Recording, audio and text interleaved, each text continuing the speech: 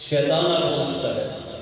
میرے نبی نے فرمایا تیرے جسم میں خون کی طرح گردش کرتا ہے، خون کی طرح گردش کرتا ہے. یہ وعدہ بھی لے کے آیا اس مخلوق کو گمراہ کرتا رہوں گا، اس کو سیدھے راستے پر نہیں چلنے دوں گا. فخر الدین رازی آخری وقت آ گیا، شیطان سراہنے کھڑا ہو گیا. کوئی اور سوال نہ کیا. سوال کیا کیا کہ اللہ کے ایک ہونے پر دلیل دے ڈالو. فخر الدین رازی دلیل دیتے رد کرتا ہے، دلیل دیتے رد کرتا ہے. 360 دلیلیں دے چکے. شیطان لعین ہر دلیل کو رد کرتا چلا گیا. قریب تھا، وقت اخیر ہے، نزا کا وقت ہے، دنیا چھوڑ رہے ہیں. ایسا بھی ہو سکتا تھا کہ وہ تو ایمان کو لینے کے لیے آیا تھا، وہ تو گمراہ کرنے کے لیے آیا تھا. قریب تھا کہ دنیا سے خالی ہاتھ چلے جاتے. اللہ نے کرم کیا. اللہ کے وہ دوست، وہ محبوب، وہ ولی جن کے دامن سے ہم وابستہ رہتے ہیں، جن کے ساتھ ہماری نسبت ہوتی ہے، جن پر ہمیں فخر ہے کہ اللہ نے ہمیں ان لوگوں میں پیدا کیا جو اللہ کے دوستوں سے محبت کرنے والے ہیں. اللہ نے ہمیں اس علاقے میں پیدا کیا جو اللہ کے دوستوں کا علاقہ ہے. اللہ نے وہاں ہمیں جوان کیا کہ جن کی نگاہ پڑتی چلی گئی مسجدیں بنتی چلی گئی، جن کی نگاہ پڑتی چلی گئی سینوں میں قرآن آتا چلا گیا.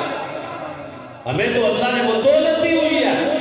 اس احسان کا کوئی توڑ اور بدل نہیں ہے. ایک ہی توڑ اور ایک ہی بدل ہے کہ اس مالک کا شکر ادا کیا جائے. مالک تو نے یہ احسان کیا، اس عقیدے پر قائم رکھا جو ولیوں کا عقیدہ ہے، جو صحابہ کا عقیدہ ہے، جو اہل بیت اطہار کا عقیدہ ہے. ارے اس عقیدے پر ہی خاتمہ ہو تو کامیابی اور نجات ملتی ہے. اگر ہٹ کے ہوا تو پھر سوچ لو وہ سرانے کھڑا ہو جاتا ہے.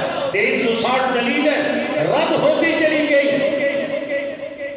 جن کے ہاتھ میں ہاتھ دیا تھا، ایک روایت میں ہے کہ ان کی مجلس سے ہی گزر گئے تھے. ایک میں ہے کہ ان کے مرید ہیں نجم الدین کبرا نہیں رہنا وضو فرما رہے ہیں. یاد رکھو جب ان کی نگاہ اٹھتی ہے تو پردے ہٹ جاتے ہیں. اللہ نے وہ مقام اور مرتبہ ادا کیا ہوتا ہے. وضو فرما رہے ہیں، دیکھا شیطان سرانے کھڑا ہو گیا. کس کے سرانے کھڑا ہے؟ ڈاکہ وہاں پڑتا ہے جہاں مال ہوتا ہے، چوری وہاں ہوتی ہے جہاں دولت ہوتی ہے. کیا دولت تھی؟ اسلام کا خدمتگار تھا. کیا دولت تھی؟ محقق تھا، محدث تھا، مفسر تھا، منطقی تھا، فلسفی تھا، تفسیر لکھ کے گیا. ارے لکھ کے کمال کر کے گیا. شیطان کھڑا ہو جاتا ہے. کیا کیا؟ کچھ اور نہیں کہا. میرے اوپر بیٹھے تھے ممبر پاک پر، مراد مصطفیٰ ہیں، اللہ سے میرے نبی مانگ کے لے رہے ہیں. ممبر کہا ہے مدینہ طیبہ میں.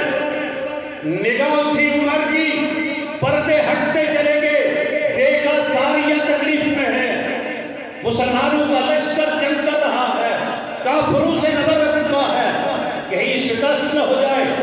ارے وہ ولی کی نگاہ اٹھی، صحابی مصطفیٰ کی نگاہ اٹھی، فیض سینے نبوت سے لینے والے کی نگاہ اٹھی، مراد مصطفیٰ کی نگاہ اٹھی. دیکھا تو بے اختیار خطبہ دے رہے ہیں مدینہ طیبہ میں، ممبر رسول پر کھڑے ہیں. تو کیا کہا؟ ساریہ ذرا پہاڑ کی اونٹ میں ہو جا. یارے یارو یہ خطبہ تو نہیں بنتا، لیکن نگاہ دیکھ رہی ہے.